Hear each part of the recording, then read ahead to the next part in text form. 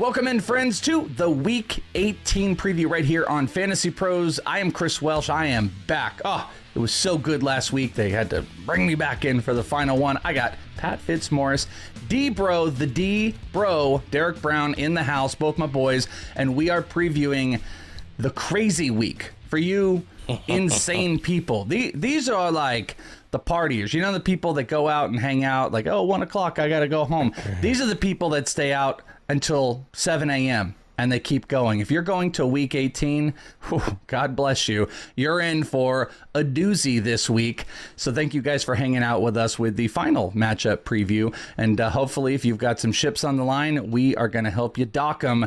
D-Bro, are you a fan? Not a fan of the week 18 because you said something I loved off air. We were talking about. You called this like it was like some version of like the low key preseason. Talk to me about that. Yeah, man. So I've always been a huge degen for preseason DFS, and that's the way that I'll look at week 18. It's all news slate. There's so many different ways that you can go. And if you're dialed in, which that's the way that I wrote the primer, it's DFS focused. There's a lot of plays where people can look at them and be like, what? We're talking about Michael P. Ryan in week 18? Yes, we are. There's a lot of guys that have not seen the field that will play prominent roles in week 18, man. I love this degen stuff. And just to rewind this just a little bit, you talking about the 7 a.m. Pat Fitzmaurice, does not need to go under the radar here. That man is a savage. We're talking about all-night partiers. That's why Pat's here, because he's got the energy. Oh He's the guy that will close down the bar and then be up at 6 a.m. ready to go to the gym. Oh, I can see that. I can see that. We're all like, hey, we're gonna get Pat, and Pat's just still dancing at 5 a.m. while we're on the floor. This is totally also a fantasy. This is a fantasy analogy, Pat. But I also feel this way about week 18, and you tell me. This is all great, but no one's allowed to complain at all. People complained all year long about, oh, I got this wrong or this rank or blah, blah, blah. You don't get to complain in week 18 because you two fine gentlemen have set everybody up so great. And week 18, it's all out the window. Pierre Strongs, LaMichael P. Ryan, Sam Darnolds are out here. There's no complaining. There's no crying in baseball, and there's no complaining in week 18, Pat. There is no complaining, indeed, Welsh, but as far as my ability to forecast things in Week 18, let's just say I'm a little less confident about picking, which players are going to do well and which players are going to do poorly in Week 18 than I am in, say, Week 8. Oh, yeah. You think? Because there's like 5 quarterbacks that we all actually started the season with. There's like those running backs I listed off. Literally, the Rams and 49ers game, it's worse than a preseason game. It's worse than like week 2 preseason. They're all Jeff not Driscoll starting. week, baby. Yeah. Jeff Driscoll week. Who is going to have the Matt Flynn week and parlay a big week 18 performance into a multi-million-dollar contract in free agency? So it's wildly unpredictable. And by the way, just to answer the D-Bro thing, like that's the Fantasy Football Expo weekend, D-Bro. That's like one weekend out of the year.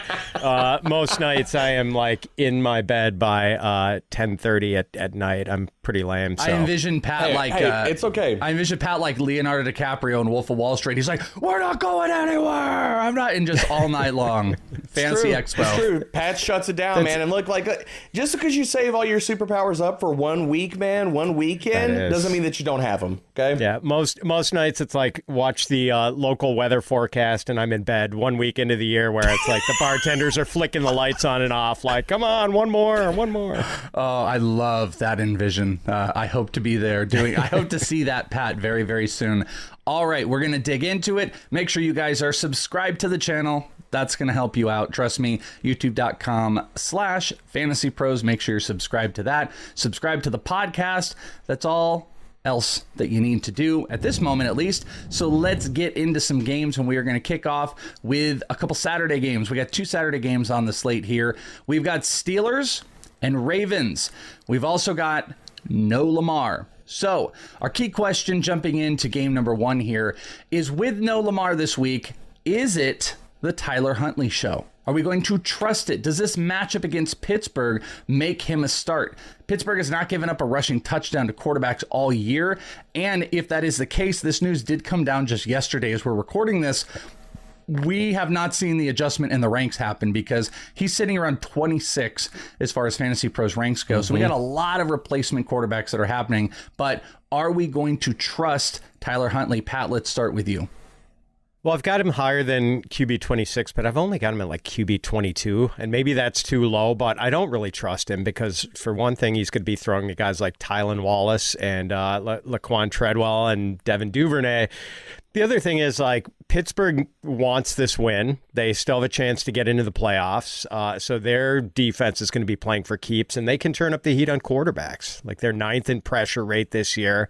So, this is going to be a very difficult environment for Tyler Huntley to operate in. I would imagine the play calling is going to be really vanilla against a hungry defense. And he runs, he'll probably get some rushing value, and that'll help maybe get him into double digits in fantasy points. But I do not expect any sort of fantasy bonanza from Tyler Huntley. Debro, I mean, the same thing, obviously, with Huntley. Is he somebody that maybe you can kind of fling to? Maybe in a super flex, I think this is making more sense. But I'd also open up the question that, are you worried about all of these whatever guys that are going to show up? Like, is there going to be value outside of Huntley? There's a lot of, this is one of those teams. There's a lot of weird players that are going to be out there. But Huntley a play, and does he make anybody else a play? Because all the guys we want are sitting. Yeah, I mean, I have Tyler Huntley ranked right now as QB 17, so he's in that same like mid QB 2 bucket. I think the rushing equity definitely puts him there and gives him a ceiling for higher. Like Pat talked about the Steelers' ability to pressure, that's also going to flush Huntley out of the pocket. So if we see him under pressure a decent amount, maybe he runs a little bit more. And we've seen some pliability from this Steelers secondary, man. Like, since week 12, they're allowing the 5th highest yards per attempt, 7th most passing touchdowns, and 6th highest passer rating. So Pittsburgh, while they can pressure, have not been a strong pass defense outside of Joey Porter Jr. So I like Tyler Huntley where he's ranked. I think a QB2 with maybe a little bit of upside is appropriate. The one guy I'll bring up here, because we talked about all the backups playing, I think he's far enough down the depth chart that Nelson Aguilar could just operate as the wide receiver 1 this week. With Odell Beckham, Bateman, Zay Flowers are all above him in the pecking order. I think Aguilar, who's been kind of a mix and match wide receiver 4 for the team, like he's had his moments, but he's not been a full-time snap player. I like Aguilar a decent amount. Like, I'm probably going to bump him once I kind of sift out ranks with all the news. He's probably going to be like a wide receiver 3 this week because the matchup is actually good for him, considering he does run most of his routes from the slot, 74% of his routes. And since week 12, the Steelers allowed the 3rd most PPR points per target to opposing slot wide receivers. So Tyler Huntley, maybe a play. Rushing yards in play, rushing touchdowns, maybe not so much. Desperation, you could find worse spots, and he might want to show out. Just as a quick aside here, Pat, are there any Steelers that jump out to you this week, this final matchup for Steelers action? There's a lot of just kind of craziness that's going on at the quarterback position. Tomlin this year, week 18, we have these storylines we can build in to be excited about. I'm going to talk about some of them like incentives, or there might be categorical things, but with the Steelers, it might just be playing out strong. Is there any Steeler that jumps out to you? Oh, man, I guess we just got to keep riding the wave with George Pickens, right? Like, what a bizarre season he's had, like over 100 yards 3 times in the first 6 weeks of the season. Then like an 8-week stretch where he was averaging about 35 yards a game and had maybe 1 touchdown. And now he has just gone nuclear with Mason Rudolph being the unlikely guy to unlock him. So I'm just riding it with George Pickens. Like in DFS, I mean, give me some Pickens because he has been just white hot lately. I mean, like just flames, like NBA Jam hot, where he is emitting flames. So, yeah, like why not Pickens again this week? He's on fire. I agree. Let's do it.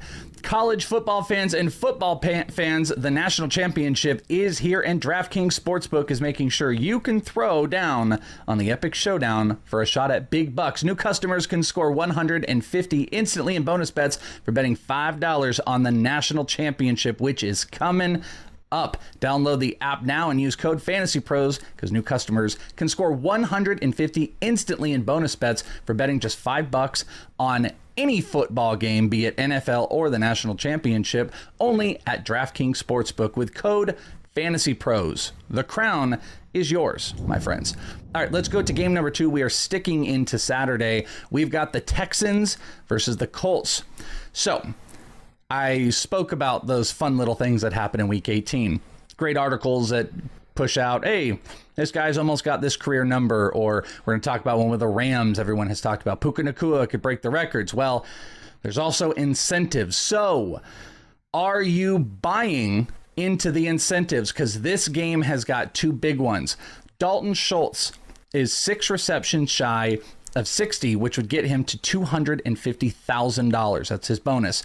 Devin Singletary is 74 yards short of a $250,000 bonus. So do they both get their bonus, and does this push up their overall value, Derek Brown? I think they do, but I don't think it's related to, okay, the team saying, hey, let's get these guys as a bonus. I think it's just because both of these teams need to win to get into the playoffs. And so I think Houston is going all out, and Devin Singletary is going to be a big part of that. Plus the matchup is great. I mean, since week 12, Indy's allowed the 11th most rushing yards, 8th highest missed tackles per attempt. So, yeah, I think Singletary gets to that number. And the same thing with Dalton Schultz, because 1, Noah Brown is probably not going to play this game. 2, Robert Woods is not fully healthy. Maybe he doesn't play this game because he's had DNPs and he's dealing with a hip issue. And the matchup is fantastic for Schultz as well. Like the Colts, you can get tight end production against them, zone-heavy defense. He's going to eat underneath. So I will say yes to both of these incentives happening, but I will push back against, there is a lot of puff, a lot of fodder, a lot of things out there, and people make some bad decisions based off of chasing incentives in the betting markets and DFS and what have you. I think that these happen, but because it's the team's motivated to freaking win, to go to the playoffs, and to use their best players, not just to like say, hey, we're going to help you cash a check. Pat, are you ready to make some bad decisions with me? Let's go. Let's make some bad decisions. Always. Oh, wait, I was talking about the Fantasy Fest. I'm sorry. No, the incentive. So, A, do they matter here? B, do they hit? And really, C, it just kind of equates to, does this make you like these guys, whether you think they're going to go off because of incentives or not this week? Yeah, I don't want to be a Pollyanna about incentives generally. I think maybe they do matter with some of the Week 18 stuff, and you can maybe leverage that with player props and DFS. But I'm maybe going to be a little bit naive and say that it doesn't matter as much, if at all, in this game just because of what's on the line. I mean, the stakes are so high; these teams are trying to win first and foremost. But Debro makes the good point that with no Noah Brown and maybe no Robert Woods, that Schultz is probably going to play a big role anyway. Singletary, who knows? I mean, maybe it's a pass-heavy game plan with C.J. Stroud, but he is the lead back now, so he's got a reasonable chance too. I think these guys could hit the bonuses, but I'm with Debro that if it happens, it's probably going to happen organically and not because they're getting force-fed in a game with this much on the line. Boo. You two, bummers. You guys are bummers. I just think we need context about it. That's all, Welsh. Like, I don't want to sound like I'm bringing the wet blanket here, but like I've heard stuff this week, people talking about like, oh, Jordan Love's going to be motivated to win the game, blah, blah, blah. And like, no, he's motivated to win the game, not because, okay, fine, he makes more money, but to establish himself as the Packers' future quarterback, to get to the playoffs. Like, okay, do the other things happen? Sure. I just want to give context. All right, well, we're going to talk more about it later, so you can't do anything about it. We're going to get back to Incentive Gate 2 and 3.0. But while we're on the money side, let's go over to the DraftKings Sportsbook, and let's take a look at a prop this week with Devin Singletary. They are terrified. Everybody is terrified to post that Dalton Schultz reception prop, but they're not with Devin Singletary. So how about this? Devin Singletary total yards. Remember, we need, 74? His total yard prop is 80.5, D-bro. Over, under? Over. Easy over. Smash. All right. Pat, you want to hit this one? No. I don't. I mean, I think it's a good number. I was looking at this, and over his last 8 games, he has been over it 4 times, under it 4 times. The reason I lean a little bit toward the under is that some of those games were played without C.J. Stroud, and now that Stroud is back, maybe the Texans are a little pass heavier than they were for some of those games. So very slightly in towards the under, but I don't know if there's much value on this one. All right, so Pat says no extra money for Devin Singletary. That's what he says. It's the only thing that's important here is there's no extra money, no money for you. Sorry, Devin. Yeah. All right, let's go to the Sunday slate. We're getting out of Saturday. Now we got into our first game on Sunday, Browns and Bengals. We've got some guys out in this game, but I'm really curious if, and this is another kind of narrative-driven thing, is a last hurrah something that's really going to come into play for teams and players? And I'm throwing this to Joe Mixon because in theory, this could be Joe Mixon's last hurrah. There's a lot of Chase Brown talk going on. And if that is, will he be going off? Pat, let's start with you. Do you believe in the last hurrahs that they just let him go? And is he going to go? Oh, I mean, is this necessarily the last hurrah? Like, I'm guessing that Mixon probably is playing somewhere else next year. You know, like I know they've not been entirely pleased with some of the personal issues Joe Mixon has had, but like if they did want to keep him, just saying they've got like they're projected to have about $70 million in cap space. I think that's the sixth most according to Spotrac. So if they wanted to, they could probably keep him around. Although I do think they'll probably clear the way for Chase Brown and maybe sign someone who can share work with Chase Brown. I don't know. I'm guessing we kind of see more of the same this week. Mostly Mixon in a lead role, but with Chase Brown in a supporting cast. D-Bro, Joe Mixon going off? I'll say no. Oh. I think the Bengals, they're in a weird spot. Like their team's totally banged up. Like Mixon's maybe the only one of the few healthy players they have. Like I don't even know if T. Higgins plays. I don't know if Chase plays. There's not a lot of motivation here. So I think this, honestly, if the Bengals are going to take a team first approach, I think Joe Mixon's definitely out the door after this year. And if that's the case, I do think that some of the things we're hearing about Chase Brown, I'm not saying that he's going to outcarry Joe Mixon, but I don't see the team like necessarily feeding Joe Mixon to a monster day. Now, the guy I do want to bring up here, Welsh, and I think he does have a monster day, and I'm going to have him ranked aggressively for this game, is Pierre Strong, man. Ooh. I think that he is the guy that goes off in this game because the Browns have talked about they're resting their starters. We don't know what the Bengals are going to do. We know what Cleveland is doing. They're resting all their dudes. Joe Flacco is already working on his nap for Week 18, and they only have 3 running backs on their roster. It's Jerome Ford, Kareem Hunt, and Pierre Strong. I think Pierre Strong gets the workhorse workload this week, which is going to put him in the realm of top 15 running back, maybe RB1, because the matchup is fantastic. Pierre Strong is crazy talented. Like amongst all running backs with at least 50 carries this year, 11th in yards after contact per attempt. And we know that you can run all over the Bengals. So talking about guys cementing their futures, this could be a statement game for Pierre Strong. Like, we don't know what's going to happen with Nick Chubb next year. Jerome Ford has really played well for most of this season. Kareem Hunt's not back. Pierre Strong could cement himself or at least get the foothold for 2024 with a really awesome game in Week 18. So the question is, Joe Mixon or Pierre Strong in Week 18? Strong. Easy Strong. Pat, Joe Mixon or Pierre Strong? I think I've got Mixon ranked higher, but D-Bro makes a really good point here. I would not want to bet against Pierre Strong in that head-to-head. Joe Mixon is ranked 18 on FantasyPros consensus ranks currently. Pierre Strong, 47. So people have not RB12 in my ranks. Pierre Strong.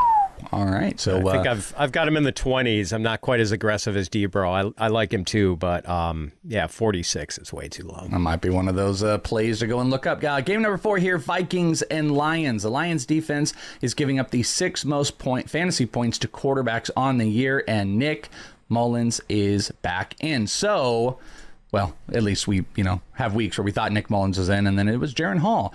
Are we in on Nick Mullins? Because the consensus ranks, last I looked, I'm going to see if it updated, he was coming in at he's still 17 on the overall consensus ranks, which is pretty high. And that's going to mean there's some pretty high mins on there. So, Pat, let's start with you. Nick Mullins, are you in for this final week in this bevy of bad quarterbacks that we're playing with? Is Nick Mullins someone you might throw out there? Oh, man, there is, I don't think it does proper justice to say that Nick Mullins has a wide range of possible outcomes. Like, it is a vast galaxy of possible outcomes. He could throw 2 first quarter interceptions and get benched right away, or he could throw for like 400 yards and 3 touchdowns.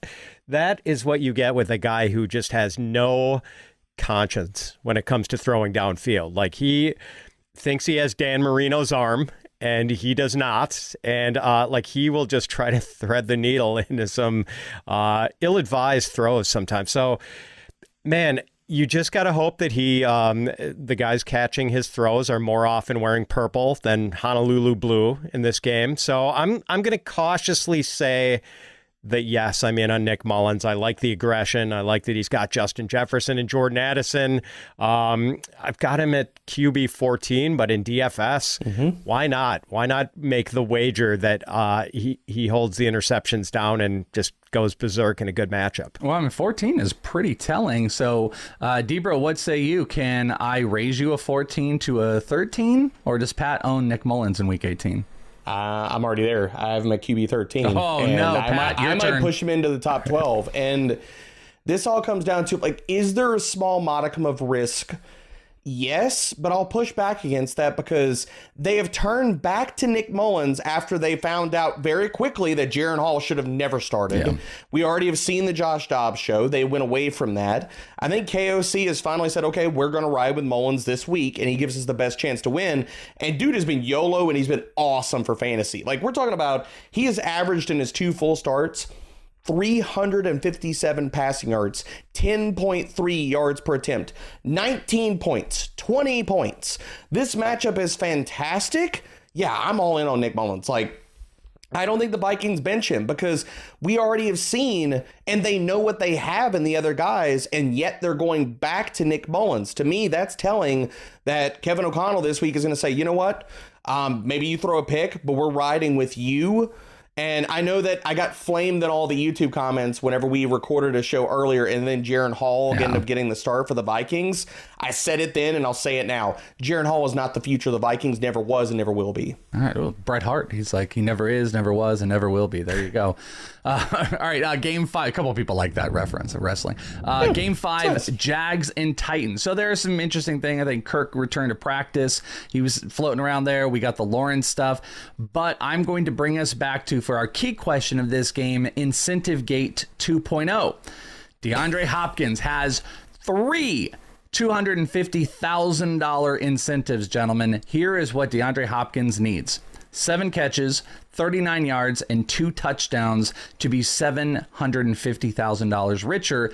Each one of those individually is worth $750,000. So how much does DeAndre Hopkins walk out with? And of course, is this part of the reason that he goes off? Debro, let's start with you. I think his pockets get lined this week, and I think it really comes down to the matchup. You're looking at Jacksonville over the last few weeks have been extremely high, or extremely profuse in as far as too high usage. That's been great for DeAndre Hopkins. Against too high, he has 24% target share, 2.3 yards per route run. The Jacksonville secondary has been bad. This is one of those games, like, I think Tennessee can win this game, and we've seen Jacksonville fall apart in some pretty meaningful moments. This entire team is banged up. The defense is not great. I think Hopkins could go off here. Yeah, I'll bet on it.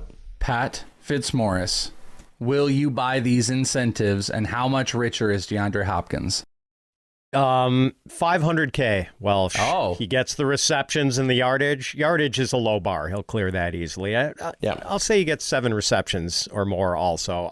Not going to score 2 touchdowns. Okay. And do you buy that he's going to, from a fantasy perspective, this is a great week without the 2 touchdowns, hitting those incentives? Is that going to be a big fantasy play?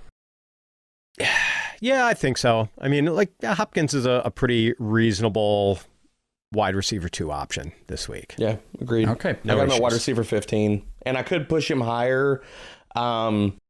just depending on if we get news about Chase and some of the guys that are also in that same neighborhood. We have not done this yet, so let's go and jump over to the Fantasy Over Under Challenge, sponsored by Betting Pros, where you can go over to fantasypros.com/challenge and you can play today for the final week of the season. They've had week and monthly prizes, so you can get in on a weekly prize if this is it for you. Here is our over under. They have 10 picks every single week. All you do is pick over under. We are going to help everybody out because we got a player out of this game. Travis Etienne, 13 fantasy points. Over or under, Pat? I'm going to go under. It's been kind of a rough go for Etienne lately, save for last week with a nice matchup against Carolina that perked him up. Against the Titans, boy, we know it's tough to run on the Titans sometimes. So I'm going to say under. Though I will tell you, Travis Etienne is fascinating in the conversation of the 2024 mockers that are going on. I've partook in one mock for 2024, and when you start to break down and look at what everybody did, and then all of a sudden you're staring at Etienne and Rachaad White, and you're like, whoa, how did we get here? Etienne's in that conversation. Not the first round. He's not Kyron Williams or anything right now, but he definitely is in the higher conversation. That's a different point, of course. So, D-Bro, 13 fantasy points, over, under for the challenge. Under. I think he needs a touchdown to get there. The matchup's not great. Tennessee has been, I mean, they've been up and down as a run defense, but I think they're going to be motivated. And the bigger thing here is Jacksonville has had a bottom 3 offensive line the entire season. We want to talk about why Etienne has fallen off. One, I think that he is dealing with, continuing to deal with the rib issue. That's why I think you've seen his snaps limited more down the stretch. But the other part about it is he's running behind a terrible offensive line. So I think he needs a touchdown to get there. I don't think that he gets it because he's only scored in 3 of his last 8 games. I think recency bias is kind of clouding people's judgment. So give me the under. But he did it in the championship when I needed him. So that's all that matters. Whatever he does now, my championship. You guys can go again to fantasypros.com/challenge if you want to have fun with that contest. The boys say under. I will say I'll just go with it. I'll go with under. He's not playing for me anymore for my championship, so he's going to take a rest. So because I'm not there motivating him, it's just not going to happen. So I'm sorry to tell everybody about that. He won't be there for you. All right, let's jump in to game number 6 here. Jets versus Patriots. Key question. This is kind of a weird one I'm throwing to you. Brees was feeling it this week. I don't know if you guys took to the Twitters to see, and a couple players did this. I thought it was really interesting, just with kind of statement tweets. And Brees said this. He said, quote, telling y'all now, 2024, I will be a top RB. I will be in the Pro Bowl. I will be an all-pro, and it will continue years after that. I see that type of motivation, Pat, and I go, is Brees about to go off this week? This feels like Brees is about to go bonkers, leading and setting that tone for the coming season. It's a tough run D he's going against with the Patriots. So I don't know if I see a 100-yard rushing day, but we know Brees can also get it done as a pass catcher. So I don't know about this week. I'm not super enthusiastic about Brees Hall for this week. He's still got Trevor Siemian as his quarterback. So that sort of limits the touchdown upside for him. I'm all in for next year, though. I mean, he is one of the 5 most talented running backs in the league without question. I think I am actually, I've got him RB3 for next year. I've actually got him ahead of Kyron Williams, which is going to annoy some people, but we're about to publish my mock draft article, a 5-round mock draft for 2024. Ooh. So I will explain my Brees Hall, Kyron Williams rationale for why I have Hall ranked higher. So people can look for that on fantasypros.com. D-Bro, is Brees Hall next season a top 8 overall pick in half PPR or higher? He should be. I tweeted this a few days ago. I think Brees goes, I think he takes the king. I think he takes the crown from CMC, and he becomes the new CMC of the league. I think that he's the guy that could step up with the rushing and the receiving utility, assuming Aaron Rodgers comes back next year, which I think we're all betting on that happening. Brees Hall should be a top 5 pick Easy. Wow. And the Jets have to improve at least like 2 offensive line spots too. Yep. Like draft someone, sign someone. They can. Yeah. Which that can be a draft focus. I mean, you can probably get a free agent wide receiver to come in to build up the core. You've got Garrett to build on. You've got Brees. You build up that offensive line. Brees could be their wide receiver 2 next year, even if they sign some other supporting help. Like, he's going to get fed targets, and he's going to be awesome. Yeah, he plays it. Yeah, he's definitely been.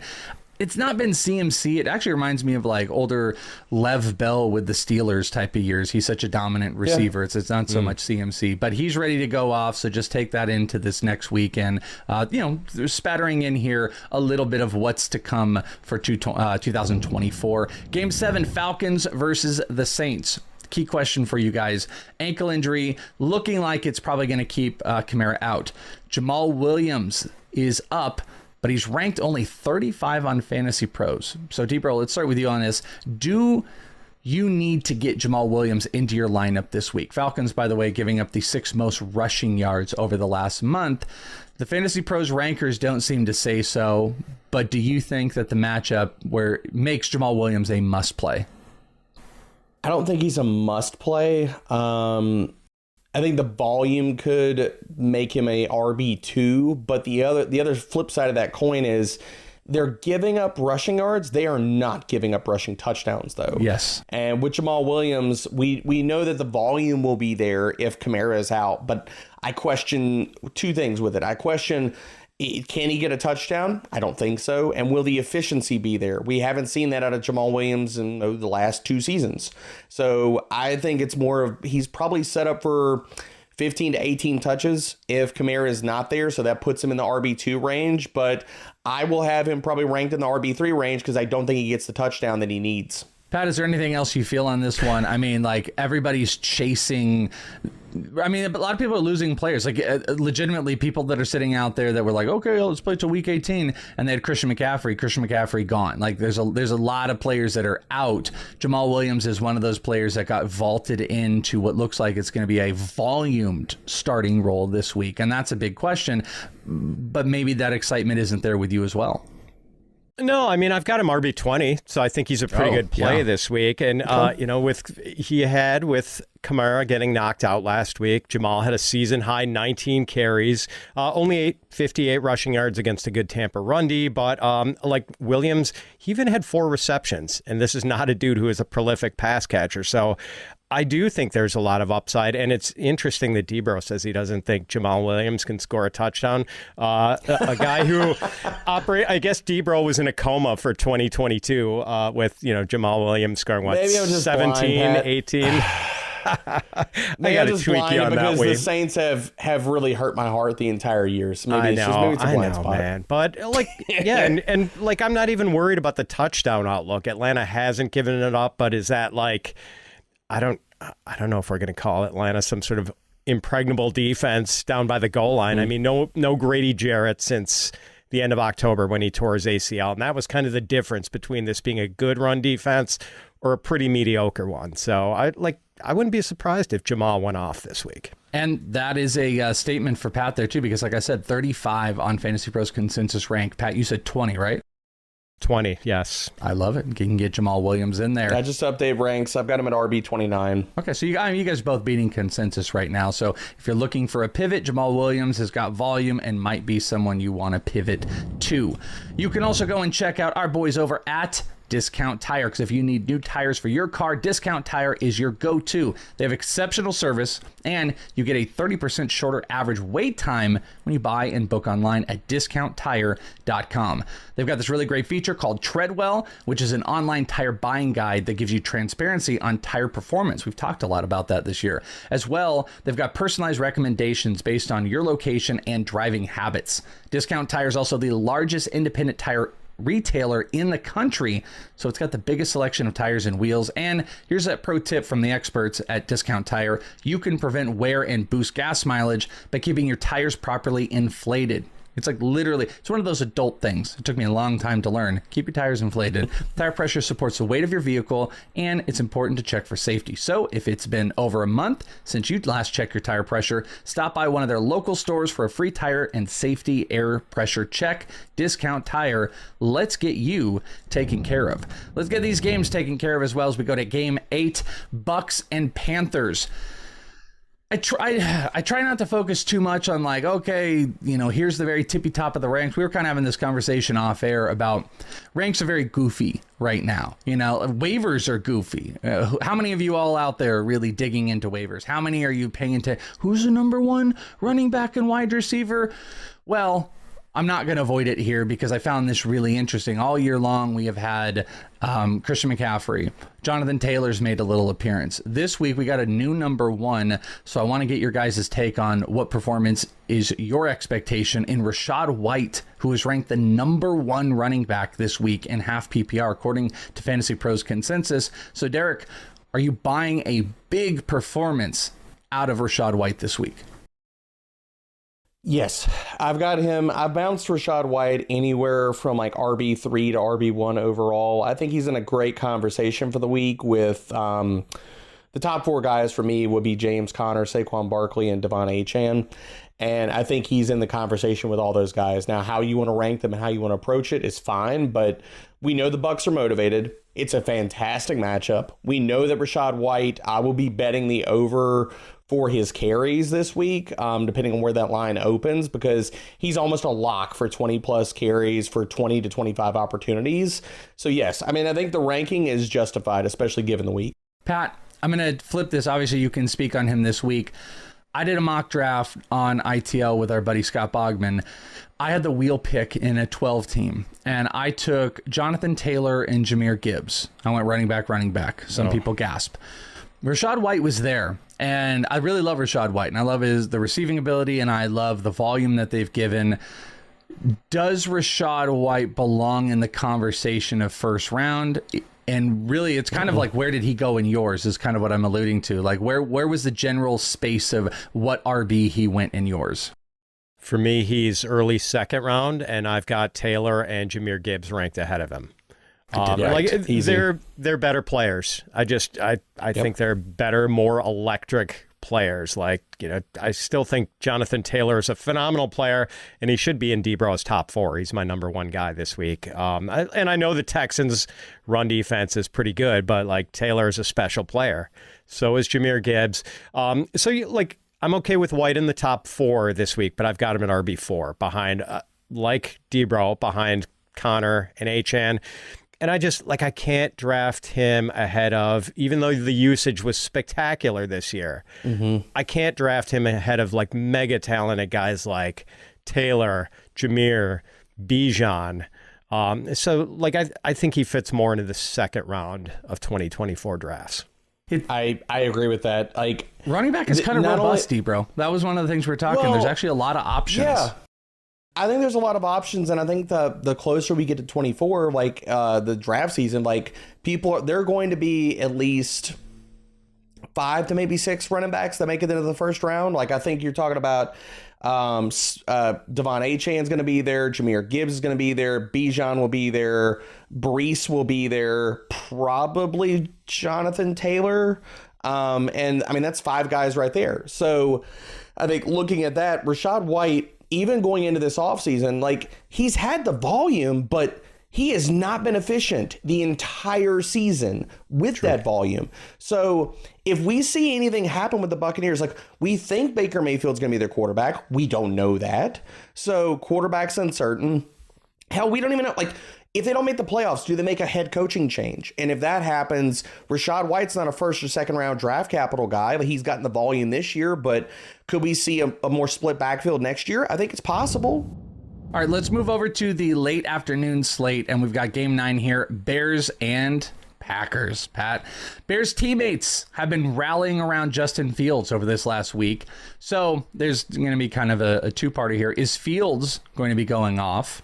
And DJ Moore has been kind of the forefront of this leading the pack. He also had a tweet. He had one of those tweets where he just tweeted out a gif of the Joker, and it's an ominous type of tweet of like, let's get this going. So I'm building a narrative here, but Justin Fields, a lot of the team want Justin Fields here. DJ Moore looks like he is poking at us like something big's going to happen. The defense with the Packers has been kind of bad. Pat, what are we in store for with Justin Fields and DJ Moore this week? Oh, I think they're going to have big days. You said it, Welsh. Like the Packers defense they played well last week, but they were going against Jaron Hall and Nick Mullins. So that doesn't count. Different story.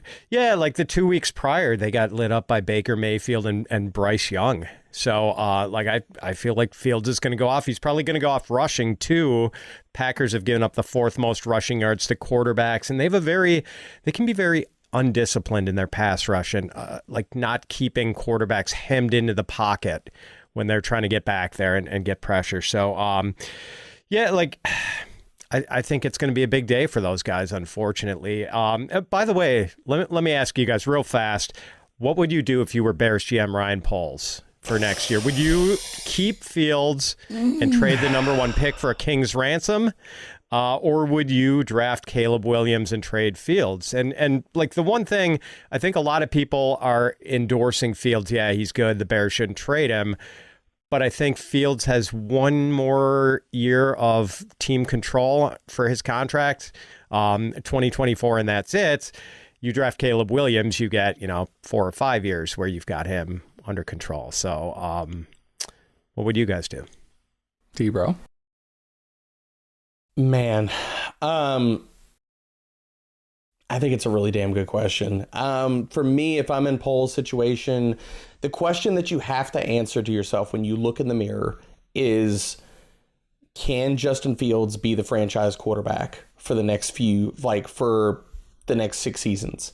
And if you cannot answer that with an emphatic yes, then you trade him. If he's not sewn into that being the case, like if I'm Ryan Poles, I keep him, because I understand all the great things about Caleb Williams and Drake May, and I understand resetting the rookie contract stuff. I'm a big proponent of Justin Fields. I think Justin Fields is the damn truth. I think that people have given him so much crap over the last few years, being surrounded by a bad team, bad offensive line, no pass catchers. And even this year, it's like, if DJ Moore gets banged up or goes out of a game, or Cole Kmet goes out of a game, who's he got to throw to? Like, what are we talking about here? And yet, Justin Fields has produced and keeps producing and has been an ascending passer. Like, we're seeing things out of Justin Fields in this back half of the season that we have not seen previously. He's thrown with anticipation. The arm is good. The pocket presence is good. The light went on for him after week 4. I think that you keep Justin Fields, and I understand all of those reasons, but drafting a rookie quarterback is still a risk. As high as we want to be on Caleb Williams and Drake May and all these prospects, would any of us be that surprised? Like, I'm old enough to remember when everybody was so damn high on Bryce Young, and how's that turned out? Yes, CJ Stroud has hit. He's been fantastic. But we cannot pretend like all of these quarterback prospects, as much as we love them every single year, are can't miss things. So I'm taking the known commodity. I believe wholeheartedly in Fields. I think there's a possibility they keep Fields and they take Caleb Williams, and that it doesn't maybe help the morale build around, especially like if you're trying to build up Justin Fields, but it might offer them some flexibility to figure out what they want to do. There might still be some trade equity after they were to take and keep him instead of moving that pick, and they could have some trade equity in Fields. It's a great question, but can you take Marvin Harrison number 1? There's a couple things in with this, just real quick, D-Bro, on the Justin Fields thing. I think there's a path where Justin Fields could be the number 1 quarterback this week. Part of it is maybe how easy. Easy. Like this guy cannot play here and this guy could stop playing here, but I legit think we could be in a matchup spot where Fields is number 1. Obviously, you agree. I've got him at QB2. The only quarterback that I have above him, because I think he goes off this week, is Dak Prescott. But Justin Fields, come on, guys. Like, he has had 24.7 or higher fantasy points in 3 of his last 4 games. We've just talked about all the other top quarterbacks are off the map this week. Lamar's out. Patrick Mahomes is not playing. I know he has not been a high-end QB1, but Jalen Hurts, we don't know if he plays the entire game. Like, all of these guys are pushed to the wayside. Fields is producing, man, and the Packers can't stop him this week. Like, I'm sorry, Pat, but like, I think him and DJ Moore go off. This is going to be a really, really good game, but I think the Bears win it. Well, we got two side things to get to. Fantasy Over-Under Challenge, which is sponsored by Betting Pros. We told you about that. Jordan Love, over-under 19 fantasy points. We're going to do some work for some people. D-Bro, let's start with you. Over-under. Sorry, Pat, I'm taking the under. The Bears defense has been just lights out. Now, I will say this with a caveat. Jalen Johnson is banged up. I don't know if he plays in this game. That could tilt the scales on this. But right now, I'm going under. Pat, over-under Jordan Love, 19 fantasy points. I got the under 2. I bet the Bears on the money line this week. I'm worried about this game too. My man. See, this is how we separate like real analysis and bias. Pat's not biased. Pat knows where the money's going to cash. By the way, speaking of bets, going to jump over to the DraftKings Sportsbook. DJ Moore receptions 5.5 plus 124 right now. Over, under. D-Bro, plus 124. 5.5. Over. Plus money at this? Over. Plus 124. One of my favorites of the week right there. Plus 124. It is actually the only receiving bet that is on receptions available currently as we're recording this. So make sure to look back and maybe make sure to jump on that right now for some plus money. Let's go over to Game 10, Broncos Raiders. And Pat, we'll start with you. Is there really a Bronco that you trust this week? Now maybe I'm going to fire start this. I did this last week with the Cardinals, and I'm like, name me a Cardinal. And then James Conner absolutely went berserko. Thank you. That was all me. So maybe I'll do this to another guy. Is there a Bronco that you trust this week? And I'm obviously alluding to Javonte being the only one that is actually ranked as a starter on Fantasy Pros consensus ranks right now. There is no wide receiver inside the top 36. Javonte's the only guy. Obviously, the quarterback situation's bad. So do you trust anyone? Nope. And I've got Javonte ranked outside the top 30. He played less than 50% of the snaps last week. They're kind of rolling with the committee down the stretch. I mean, why beat up Javonte, who you're going to want as your lead running back next year? So no Broncos. D-Bro, is there a Bronco named Javonte Williams that you could get in, or is there somebody sneaky that you're sitting around with? I don't trust any Broncos this week, so I'm with Pat, but maybe you're different. All right. I will say, do I trust him? No, in the sense that I'm not going to rank him as a top 24 back, anything like that. But is there a case to be made for Jaleel McLaughlin? And one of the guys that, if we're talking about 2024, I think Jaleel goes off in 2024. I think that he gets more of this backfield. I think he gets the pass down work. I love Javonte, but he has not been the same player coming back from the ACL. Maybe a good offseason changes that. So I think Jaleel, I'm going to have Jaleel ranked over Javonte this week, but we're still talking about RB3s here. So I don't trust anybody really in Denver. But if I got to start one guy, it would be him.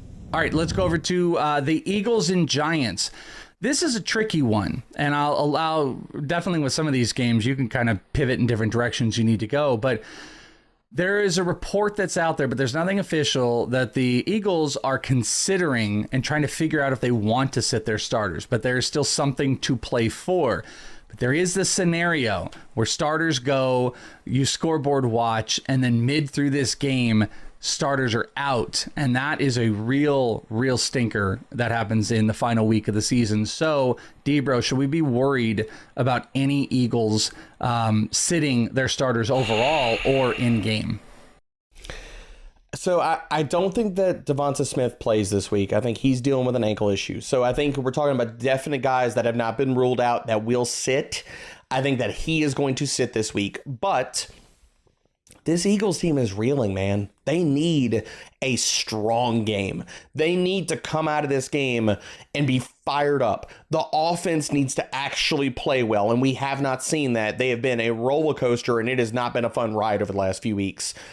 I think that this is a get-right game for A.J. Brown. I think that this is the game where he can have a monster outing, and really we're back on the good foot. The Eagles are feeling good, all that kind of good stuff. For that to happen, either they have a monster first half and they get there and they're up comfortably, or they play the entire game. I do lean that we see the Eagles guys play at least 3 quarters in this game. regardless of what the Cowboys do, because they need it, man. Like, they need a statement game to fire this team up to like, because two things cure all of the bad things that happen in locker rooms and all of the bad stuff that goes around: winning and putting up a ton of points. And that, I think that happens this week. Pat, same thing with you. Do you have an overall concern that these guys are gonna get pulled, but maybe not in the third round, maybe the second round, or I said round, maybe not in the third quarter, second quarter, like much earlier? Like, it's easy for us to manage if these guys get pulled before the game, or if they say, hey, we're not going to start Jalen Hurts, blah, blah, blah. You know how to manage. But if it happens in game, that's a really, really tricky one. Does that make you want to sly away a little bit from any of these guys? It does in DFS, and I mostly agree with Debro. I think they're probably going to play at least 3 quarters, and you love the matchup against Washington. I mean, what A.J. Brown could do if he gets a full 4 quarters against the Commanders.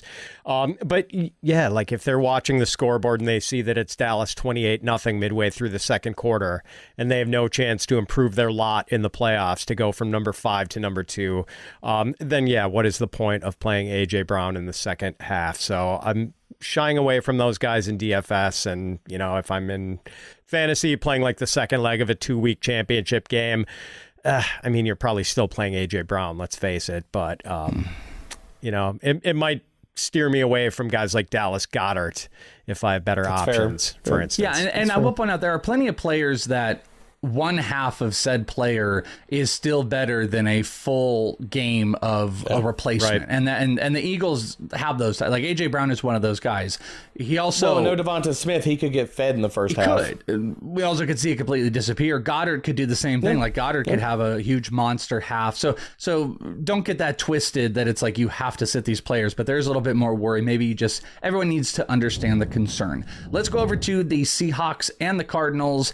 Ken Walker, and as I put, handshake emoji, Cardinals' ability to stop run. So boom, boom, boom, those two guys. Cardinals are giving up the second most fantasy points to running backs over the last month.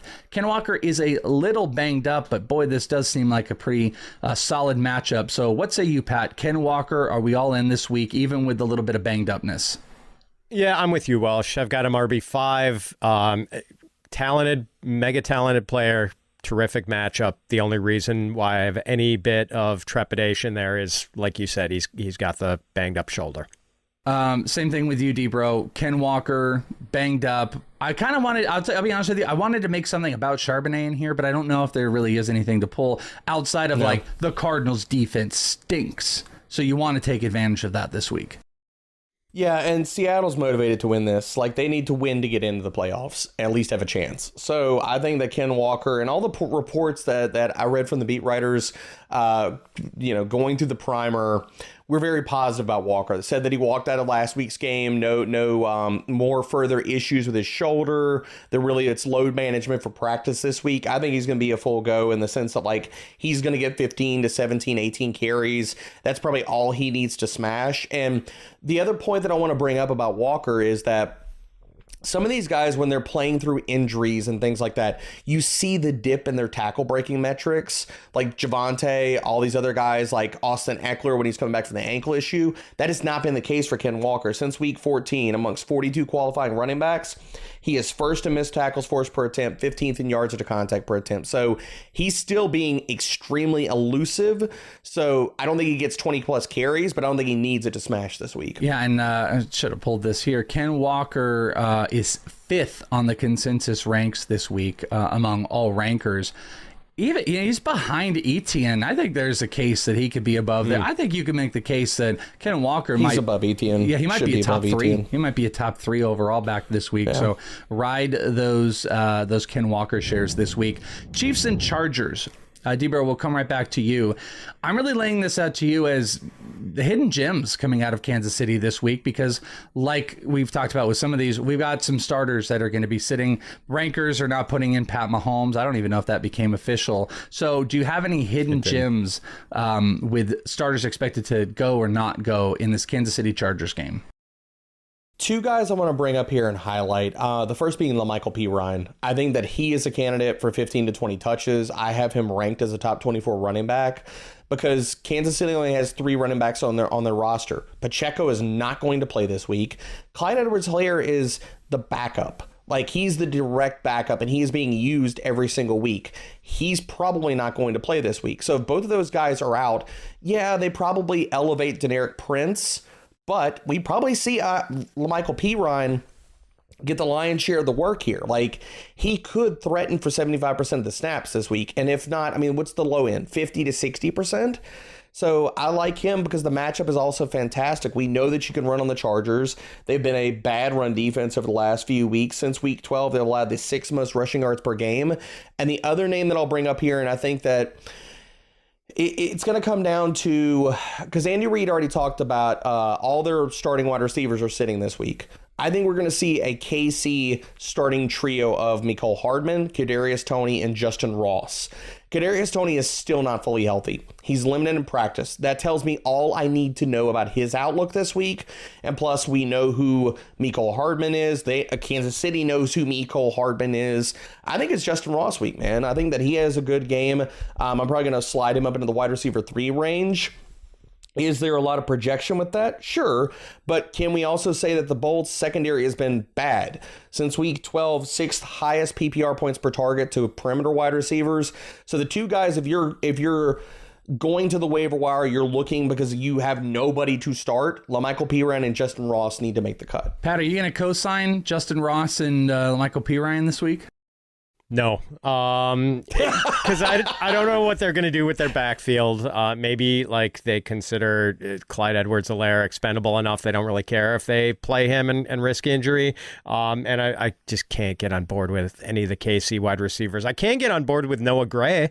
Like maybe Blaine Gabbert decides to lean on his tight end with easy throws down the middle rather than like throwing to bad receivers outside the hash marks.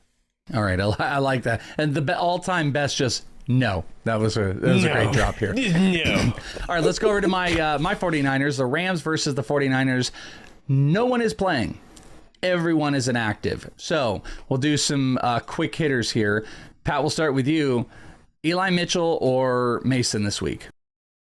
Jordan Mason. I think they've already said. Yep. There have been reports that they expect Mason to get most of the rushing duties. Yeah, it's Matt Burrows. Burrows. I think he did say over in The Athletic that he expects Mason. I'm still a little bit squirrely. I mean, he knows better than I do, but I still feel like, I mean, Mason has had more run than Mitchell has recently with injuries. It would behoove them to get him going, but I have heard the expectation is Mason. Debro, you co-sign Mason here over Eli? Yeah, if you're picking one of the guys, I think it's Mason. And I honestly think they just split the work. Like, I think Eli probably gets a few carries here. Mason probably gets the bulk of the work. If you got to pick one, I would go with Mason. I threw this one out here because no expectations with Debo, obviously, and Ayuk. So Juwan Jennings jumps up. Juwan Jennings or Demarcus Robinson really are. I mean, here's the only thing. I don't actually know where Robinson's going to go because he kind of. I don't think Robinson plays. Yeah, he gets lined up as the starters in here. So then if I rechange it, Derek, do you think Juwan Jennings has wide receiver 3 upside this week?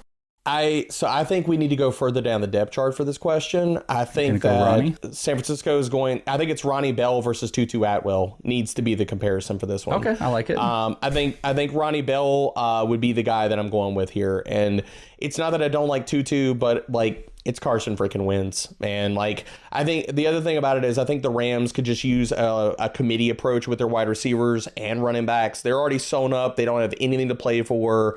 So rushing any of their guys out there, playing high snaps, probably not going to happen. You could say the same thing for San Francisco, but I'm not buying all of this stuff. Like Debo Samuel went on the Kay Adams show, was talking about we're all in, all hands on deck. Like, the other part of that quote was he was like, well, we'll probably play and get out of there. So I don't think that we see more than like a drive or two out of like Debo and Ayuk. I would not have any confidence playing those guys, but that also does lead me to Ronnie Bell. And I think he could play like the Debo light role in this offense and be the underneath guy for Sam Darnold. He definitely does play that. Pat, anything Juwan Jennings, Tutu, Ronnie?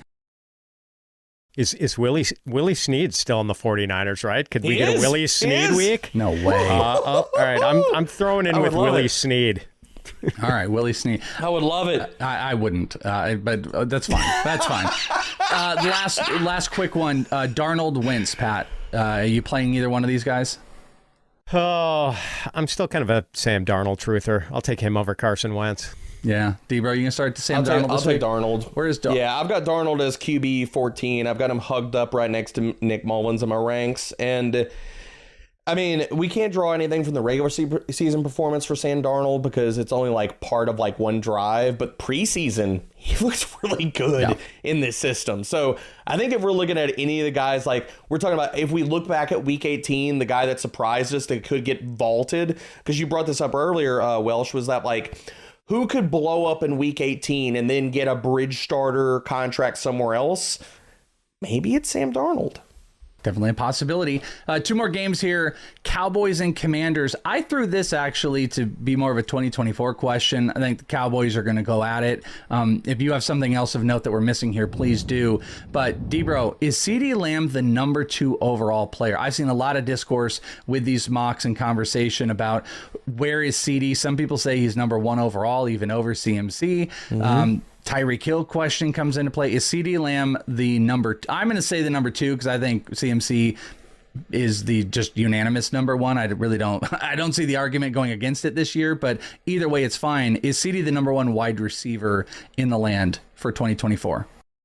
Yes, I think that what we're looking at right now, he is the new. I mean, he's McCarthy's new Devontae Adams. He's getting all the volume. He's freaking amazing. Like he has had such If he had that type of production, not just from week 8, and Dak Prescott had played that type of level football the entire season, Ceedee Lamb would be in the same conversation as Tyreek Hill for people. He would be threatening for that 2,000 yards and breaking records and all of that kind of stuff.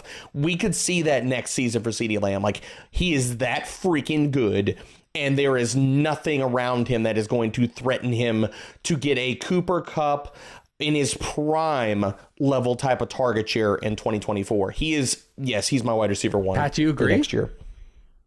I do not, and I love Ceedee Lamb, and he won me a couple of championships this year, so I don't want to besmirch him, but I'm taking Tyreek Hill over Ceedee Lamb. Sorry, like, Hill just shows up week after week after week, and I'll either have Lamb at number 3 overall behind McCaffrey and Tyreek, or number 4 overall, depending on what the Vikings do at quarterback and who is paired with Justin Jefferson. Okay. If Cousins comes back, Pat, you putting Jefferson over CeeDee Lamb? I would. Okay. I don't push back. Like, I think this is just another conversation that we're going to talk about all next year in saying wide receiver early and heavy is the way. Yeah. Like outside of the top running backs. Like if you got a top 3 pick, it's like, choose your flavor of your favorite wide receiver. Yeah, because of the depth also of the running backs. Fantasy over under challenge sponsored by Betting Pros. The final one, CeeDee Lamb over under 19 fantasy points. Pat, what do you got? Is this for the first half or for the game? Yeah, I'm going over. I'm going over. Right, D-Bro? Easy over, baby. Smash it. All right, we're smashing the over. Final game, we've got Bills and Dolphins. This is the final Sunday night football game. I threw out here James Cook or Devon Etienne. That was my final question here. What side are you going to take? Pat, what do you got out of this one? Give me Etienne. Yeah, he's so good, man. All he needs are like a decent number of touches. And last week he got 18 of them, 14 carries, 4 catches, 137 yards and a touchdown. I like Cook too, but I think the matchup is a little easier for Etienne also. So, but if Raheem Mostert does play, I would pivot to Cook though. All right, so let's make that caveat clear. Just want to throw this to you, D-Bro, that James Cook is 3rd in the consensus ranks. Etienne is 14th in the consensus ranks. So same question to you. I am taking Etienne handily over James Cook, and I love James Cook, but this matchup is terrible. I do not have James Cook ranked as an RB1 this week. I have him as an RB2. Miami has been a shutdown run defense over the last few weeks. You could talk about what Gus Bus did, but he still wasn't efficient. This matchup is smash worthy for Devon Etienne. Like, he needs to be top 5, top 3 status this week. The Bills have returned to being a terrible run defense. Since week 12, they are allowing the 4th highest explosive run rate, 6th most rushing touchdowns, and 7th highest yards after contact per attempt. So I don't think that we see Raheem Mostert. He's still not practicing, dealing with the ankle and the knee issue. So I'm projecting him to be out. And even if he were to play, it could be more of like in an emergency capacity. And this backfield is really just Etienne, Jeff Wilson, and Chris Brooks. I love it. You can find these fine gentlemen on Twitter X. You can find Pat at Fitz_FF, Debro over at Dbro_FFB. And the primer, the crazy primer. How insane is the primer this week, Debro?